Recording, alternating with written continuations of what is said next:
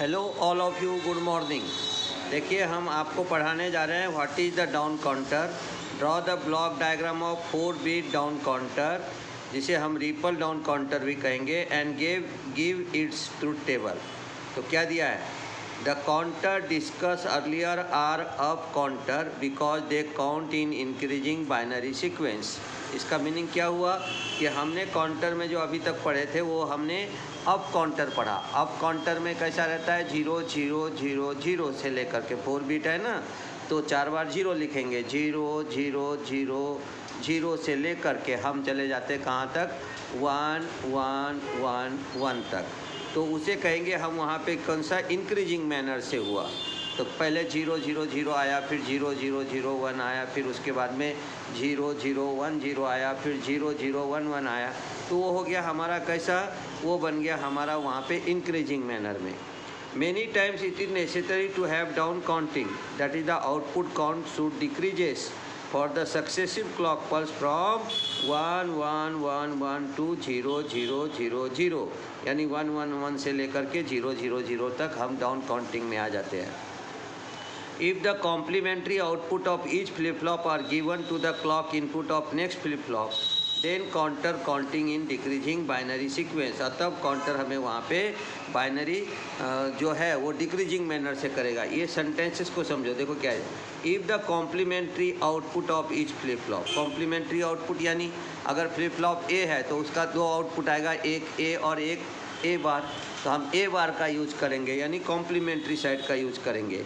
Given to the clock input of next flip flop, then the counter count in the decreasing binary sequence, और decreasing binary sequence से वहाँ पे क्या करेगा?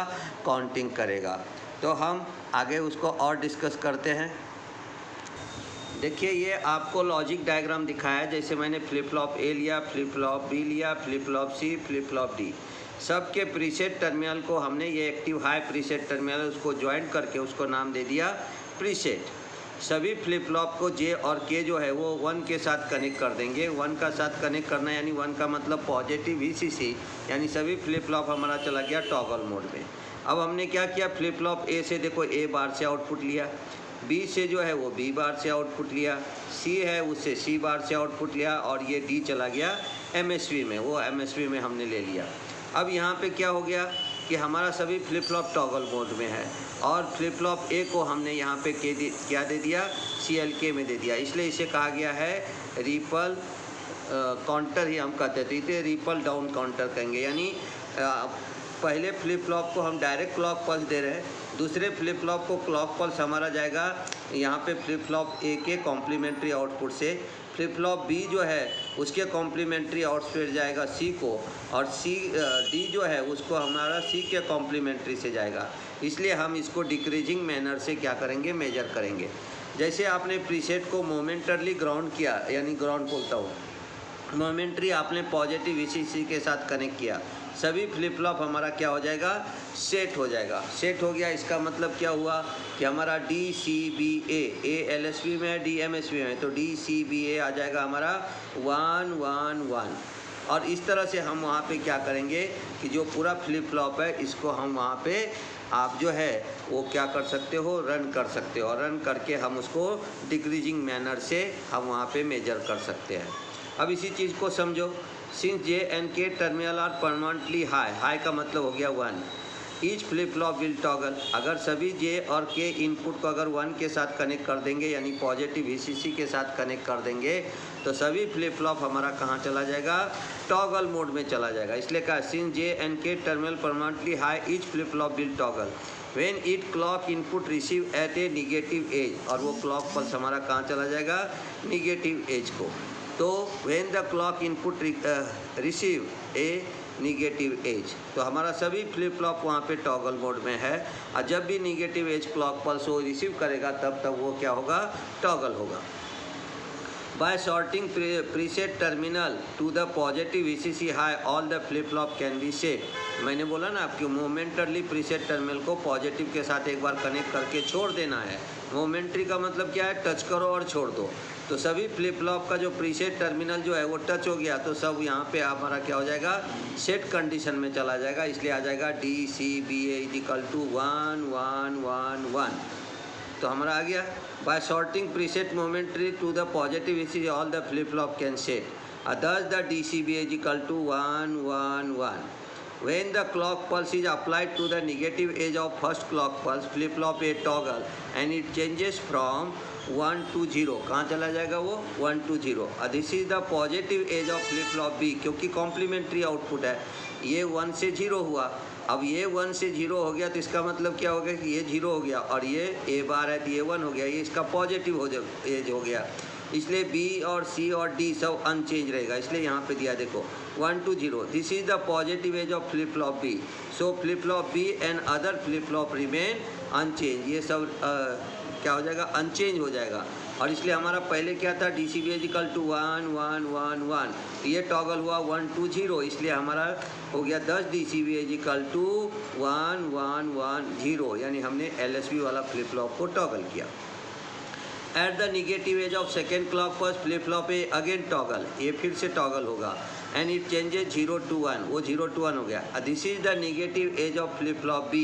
अब वो 0 to 1 हुआ, ये 1 हो गया तो ये हो जाएगा 0. इसका मतलब क्या हो गया, ये निगेटिव एज हो गया, तो इसलिए बोला negative edge of flip flop B. So flip flop B also toggle from 1 to 0. ये भी हमारा 1 से किस पे आ जाएगा, 0 पे. And now this positive edge of flip flop C, so flip flop C and flip flop D remain unchanged. और ये हमारा जो है ये 1 to 0 हुआ, तो जैसे 0 हुआ तो कॉम्प्लीमेंट्री आउटपुट है, इसलिए C और D हमारा क्या हो जाएगा, अनचेंज. और इसलिए 10 the DCB is equal to क्या हो गया, 1 1 0 1. अब हमने दिया eight the negative edge of third clock pulse flip flop A again toggle and changes from 1 to 0. अब हमारा जो है जो फ्लिप फ्लॉप ए है फिर से टॉगल हो गया 1 to 0 पे, थर्ड पे. This is the positive edge of flip flop B. So the B and other flip flop remain unchange. Other the DCB is equal to अब क्या आ गया, 0 0 1 1. ऐसा मैं LSB से MSB रीड किया, और MSB टू LSB जब रीड करते तब कहते हैं 1 1 0 0. Eight the negative of fourth clock pulse flip flop A toggle changes from 0 to 1. अब ये 1 हुआ तो ये निगेटिव एज B का हो जाएगा.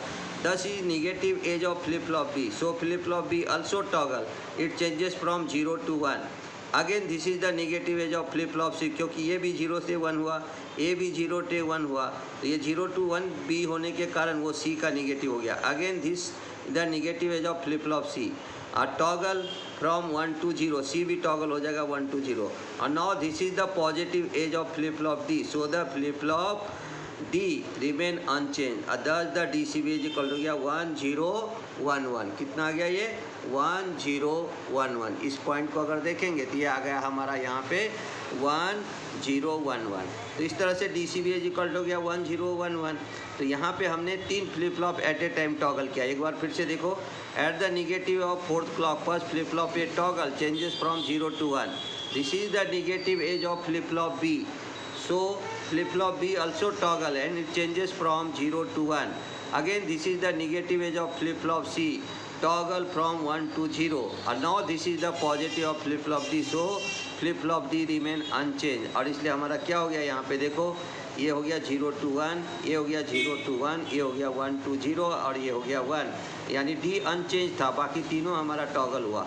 देखो ना ये ऊपर में दिया हुआ है ना, ये 0 से हो गया 1, ये हो गया 0 से 1, ये हो गया 1 से 0. और इस तरह से DCB इज इक्वल टू मिल गया मुझको 1 0 1 1. फिर हमने क्या पॉइंट दिया, in this way the counter count strictly in decreasing binary sequence as shown in the truth table. At the end of 15 negative edge output DCB is equal to क्या हो जाएगा, 0 0 0. और इस तरह से हम इस यहाँ पे 4 बिट डाउन काउंटिंग में डिक्रीजिंग मैनर में उसको हम मेजर कर लेते हैं. अब यही चीज़ को हमने ट्रूथ टेबल में दिखाया. देखो तो हमारा क्या आ जाएगा, देखो the next clock pulse arrive if negative edge the counter automatically set making the DCB is equal to 1 1 1. As each flip-flop is toggle mode, it divided the clock frequency by 2. Thus, for n flip-flop, the frequency will be divided by 2 raised to power n. तो आपको मालूम है कि हम T flip-flop use करते हैं यहाँ पे. जे कोई को 1 1 रखा तो इसका मतलब वो टॉगल मोड में गया, टॉगल मोड में गया तो इसका मतलब ये हो गया T flip-flop. और T flip-flop के अंदर का मतलब ही उसका दूसरा नाम है डिवाइडेड बाय 2 flip-flop. अब ट्रुथ टेबल देखो, जैसे 15 में आ गया 111, 14 में आ गया 110, तो हम 111, 110, 1101 बोले तो 13 क्लॉक पल्स, फिर 12 में आ गया 1100, 11 1011, 10 जो है 1010, 9 है 1001, 8 है 1000, 7 है 011, 6 है 0110, 5 है 010, 4 है 0100, उसके बाद में 3 है 0011, फिर उसके बाद में हमारा 2 आ गया 0010, फिर 1 आ गया 001, और उसके बाद में यहाँ पे हमारा जब 15 क्लॉक पास आएगा तो हो जाएगा 000, और फिर जाके रीसेट होकर के हो जाएगा 11। तो इस तरह से करते। तो अब देखो हमने यहाँ पे डाउन काउंटिंग किया, इधर से लिया मैंने 1 से लेकर के 16।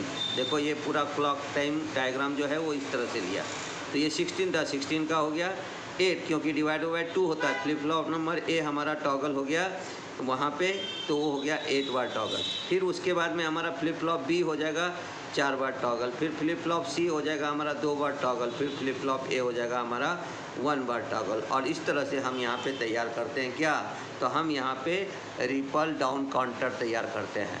तो अगर आपको ये वीडियो पसंद आया और समझ में आ गया होगा तो आप हमारे इस वीडियो को लाइक कीजिए, शेयर कीजिए, सब्सक्राइब कीजिए। धन्यवाद। कल मिलते हैं नए वीडियो के साथ।